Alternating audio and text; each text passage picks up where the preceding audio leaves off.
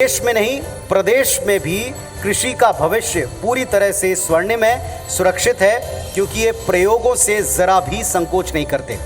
ऐसे ही वो किसान जिन्होंने संकोच नहीं किया, जिस क्षेत्र में कदम रखा, जिस चीज़ की खेती की, उसमें एक रिकॉर्ड बना दिया, दूसरों के लिए मिसाल बन गए।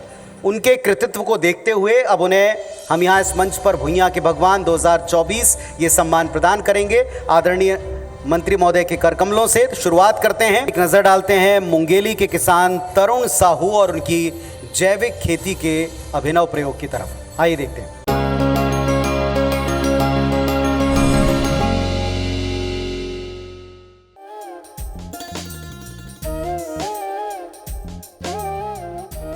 ये है मुंगेली जिले के लोहाड़िया गांव में रहने वाले तरुण साहू, जो जैविक खेती की दिशा में बड़ा काम कर रहे हैं। तरुण साहू एग्रीकल्चर के छात्र भी हैं और अभी 50 एकड़ में धान और 20 एकड़ में सब्जी की खेती कर रहे हैं। तरुण साहू पिछले 6 वर्षों से जैविक खेती करते आ रहे हैं। वे खेती के साथ साथ कृषि युग नामक कंपनी भी चलाते हैं, जिसमें छत्तीसगढ़ के परंपरागत 100 किस्म के धान बीज संरक्षित किए गए हैं। वहीं उनके पास 8 किस्म के गेहूं और 12 किस्म के दलहन बीजों का भी संरक्षण है। तरुण साहू कृषि युग कंपनी के माध्यम से किसानों को जैविक खेती करने के लिए प्रोत्साहित करते हैं। साथ ही किसानों के फसल के लिए उचित बाजार भी उपलब्ध कराते हैं। तरुण साहू समय समय पर किसानों के लिए ट्रेनिंग प्रोग्राम का भी आयोजन करते रहते हैं।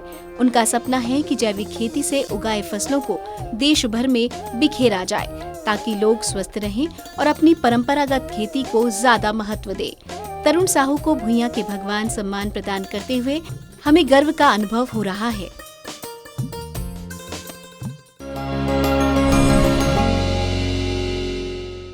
तालियों से स्वागत कीजिए युवा ऊर्जावान प्रयोगशील तरुण साहू जी का।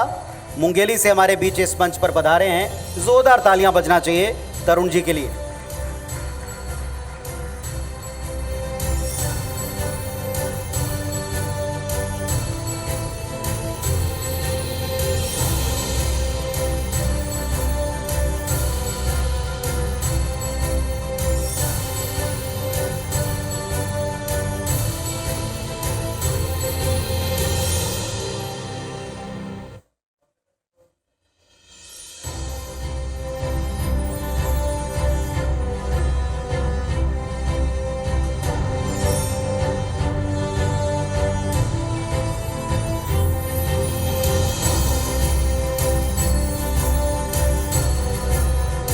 बहुत बहुत शुभकामनाएं तरुण जी।